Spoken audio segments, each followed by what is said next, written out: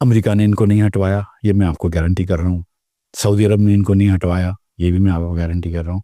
और मैं तो ये कह चुका हूँ कि जब इमरान खान ने अपने पत्ते खोल दिए कि मैं सिर्फ जनरल फैज़ को ही बनाऊंगा अगला चीफ, तो जितने भी उम्मीदवार थे फौज में चीफ बनने के, वो सब चाहते थे कि इमरान खान हट जाए, और यही हुआ फिर, बाजवा समेत। अगर बाजवा साहब उम्मीदवार थे तो। नहीं तो बाजवा साहब को तो अपनी श्योरिटी मिली हुई थी ना, वो तो मजीद भी पता चलता है हमें कि वो एक्सटेंशन मिल सकती थी उनको, इमरान खान देने को राजी थे। अब जब यही बात है ना कि जब इनको लगा इमरान खान साहब को, देखें ये हमको पता चलता, हम लोगों को तो अक्टूबर में पता चली ना, जब उन्होंने अब फैज़ साहब को बाजवा साहब ने भेज दिया पेशावर, तो अब लोगों को लगा कि बाजवा साहब नहीं चाहते कि फैज़ साहब ने चीफ बने, वरना उनको ऐसा ऐसे हटा के शायद पिंडी की कोड़ दे देते या GHQ में रख लेते कहीं, उनको भेजा पेशावर। जब इनको पेशावर भेजा तो खान साहब ने मना कर दिया कि नहीं, इनको नहीं भेजेंगे। अब पूरी पाकिस्तान आर्मी के अंदर एक आदमी तो नहीं है ना जो ISI चीफ बन सकता है। जनरल आसिम को भी आपने नहीं रहने दिया, आपको भी वही चाहिए, फैज़ चाहिए जो आपके बैक एंड कॉल पे है, जो इमरान इस्माइल ने शायद आपके पास या कहीं पे पॉडकास्ट में कहा है कि हम तो हर चीज़ जो थे वो ISI से करवाते थे कि भाई MQM वालों को बुलाओ वोट डाल के जाएँ, BNP वालों को बुलाओ वोट डाल के जाएँ। तो आप तो लेकिन बाजवा साहब ने भी डिसाइड किया कि यार ये फैज़ जो कि बाजवा साहब के भी करीब थे और इमरान खान साहब की नूर नज़र थे, उनको हम पेशावर भेज देंगे। तो उस पर इनका झगड़ा हुआ, जो नदीम अंजुम साहब को कितने अरसे से खान साहब ने रोका, फिर 3 लोगों के इंटरव्यू करे, 2 जनरलों को उन्होंने ओपनली इंटरव्यू करे, सबको बता के कि इन 2 के इंटरव्यू होंगे।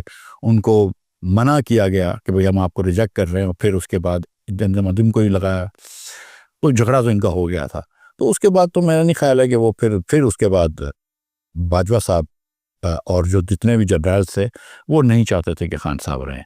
और एक बात याद रखिएगा कि पाकिस्तान के अंदर चीफ ऑफ आर्मी स्टाफ की जो ऑफिस है वो बहुत ज़्यादा पावरफुल होती है बनिस्बत वज़ीर आज़म के ऑफिस के। वो तो सर सबको ही पता है, मगर मुझे ये बताएं कि जनरल फैज़ हमीद और बाजवा एक पेज पर कब नहीं थे? हमें तो दोनों साथ भी नज़र आए, इमरान खान के साथ मीटिंग्स में भी बैठे हुए हैं। तो बाजवा साहब ने किसी को तो बनाना था ना, तो उन्होंने अपना वज़न फैज़ हमीद के पलड़े में क्यों नहीं डाला? अब ये तो बाजवा साहब ही बता सकते हैं, लेकिन जब इनके मफाद में तजाद हो गया तो वो एक पेज पे नहीं रहे। शुरू में इनके मफाद में बिल्कुल तजाद नहीं था, इनके मफाद जो थे वो एक थे, जो ये समझते थे कि कौमी मफाद भी है।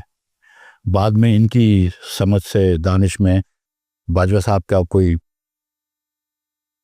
पॉलिसी इंटरेस्ट कोई और हो गया, फैज़ साहब का पॉलिसी इंटरेस्ट कोई और हो गया, बाकी जो सीनियर जनरल्स थे उनका पॉलिसी इंटरेस्ट कोई और हो गया।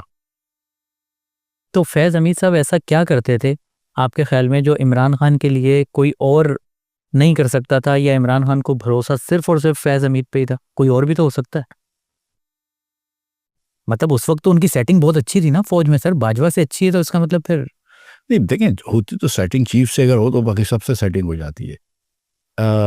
मैंने जो सुना है, अब ये सच्ची झूठा अल्लाह जानता है, क्योंकि जो मैंने सुना है कि जैसे जनरल आसिम थे जब ISI के चीफ, ऐसा ही रिकॉर्डेड चीज़ें बहुत करती है, आपके भी फ़ोन मेरे भी फ़ोन अगर सुन ले तो कोई इतनी बड़ी बात नहीं है, ठीक है। हम शायद इतने इम्पोर्टेंट नहीं हैं, लेकिन बेगम साहिबा तो इम्पोर्टेंट थी, और मेरे ख्याल से बेगम साहिबा ने किसी वालिद और उसकी बेटी के दरमियान फ़ोन पे बात सुनी इन्होंने, जिसमें बेटी वालिद को कह रही थी कि बेगम साहिबा के लिए 5 कैरेट की अंगूठी चाहिए। मलिक रियाज से रिलेटेड है।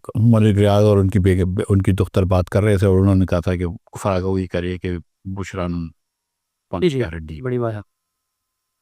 तो वो जनरल आसिम को मेरे ख्याल से इतना मान था इमरान खान के ऊपर, अपने प्राइम मिनिस्टर के ऊपर, कि वो जाके उनको रिकॉर्ड सुनाएंगे तो वो कहेंगे हाँ ये वाली गलत बात है, और मैं अपनी बेगम को तंबीह करूँगा कि ऐसा ना करे। उन्होंने इनफैक्ट जनरल आसिम को ट्रांसफ़र कर दिया और वापस जनरल फैज़ को लगा दिया। ये बड़ा अजीब सा हुआ है और ऐसा होता नहीं है। तो जनरल फैज़ जो थे वो उनके लिए बड़े कारआमद होते थे, किसी के ऊपर केस मैन्युफैक्चर करना है, किसी के ऊपर क्या करना है, तो जनरल फैज़ उनको फ़ायदा पहुंचाते थे।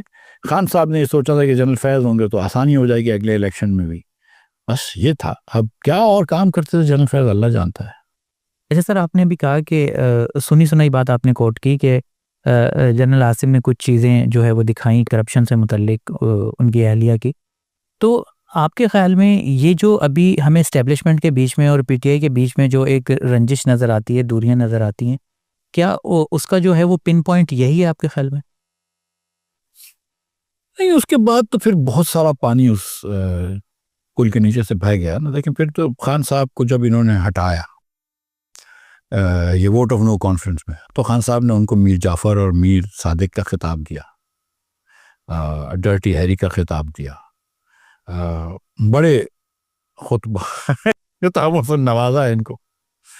जानवर तो बोलते ही थे, तो अब आपने इंस्टीट्यूशन के हेड को जानवर बोला, मीर जाफ़र बोला, मीर सादिक बोला, और डर्टी हैरी भी बोला किसी को।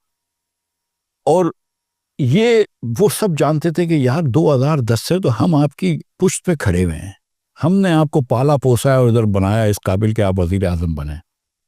2018 के इलेक्शन की रात को हमने बंद किया था आरटीएस, आपके फ़ायदे के लिए बंद किया था। हम लोगों को फ़ोन करते थे, प्रेस वालों को, कि धांधली का वर्ड इस्तेमाल ना करो।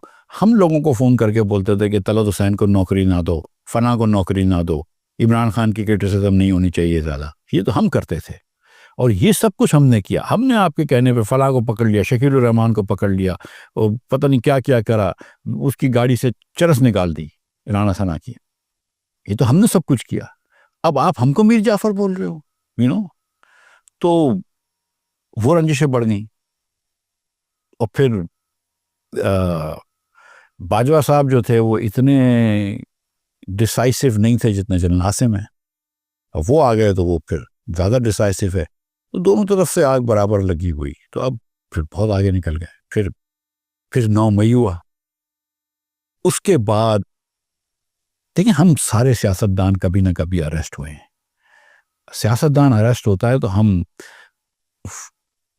फौज के कमांडरों के घर पे अगर हमले कर दें तो बड़ा अजीब सी बात है। उन्होंने कहा कि नहीं, ये तो फॉल्स फ्लैग ऑपरेशन था, वो भी बहस हुई।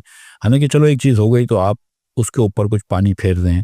जैसे सलमान राजा साहब ने एक मरतबा कहा था जब इनके निगोसिएशन चल रहे थे कि हाँ, हमने कहा था कि प्रोटेस्ट उनके घर के सामने होंगे, लेकिन हमने कहा था कि पीसफुल प्रोटेस्ट होंगे।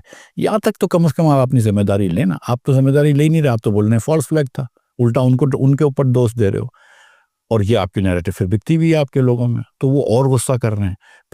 फिर उसके बाद 8 फरवरी हुआ। 8 फरवरी 9 फरवरी को तमाम इलेक्शन चोरी की हदें पार कर दी गई। इमरान खान की पक्की जीत थी, शायद 2/3 मेजॉरिटी से जीत थी, वो चेंज कर दी गई। तो अब इमरान खान को भी ग्रीवियंस हो गया। उनकी हिस्ट्री जो है वो 9 मई से शुरू होती है, इनकी हिस्ट्री शुरू होती है 8 फरवरी से। अब ये तजाद है। अमेरिका में ये हुआ कि 6 जनवरी हुआ था, लेकिन ये जब इलेक्शन हुआ और इलेक्शन जीत गया तो ट्रम्प के ऊपर वो केसेस भी ख़त्म हो गए वगैरह वगैरह। अब कहीं ना कहीं बैठ के फैसला करना पड़ेगा, ये कितने अरसे तक इस मुल्क को है हम ये धरनों के गिर्द घुमाते रहेंगे। आगे कहीं ना कहीं तो लेके जाएंगे ना। यहाँ पे 10 करोड़ 50 लाख लोग ऑलरेडी गुर्बत में रहते हैं। अरबों रुपए का हम हर कुछ दिनों में नुकसान कर देते हैं, तो हम अफोर्ड नहीं कर सकते। ये गरीब मुल्क है, इसमें बहुत काम की ज़रूरत है, ये नहीं करना चाहिए, लेकिन हम बज़िद हैं।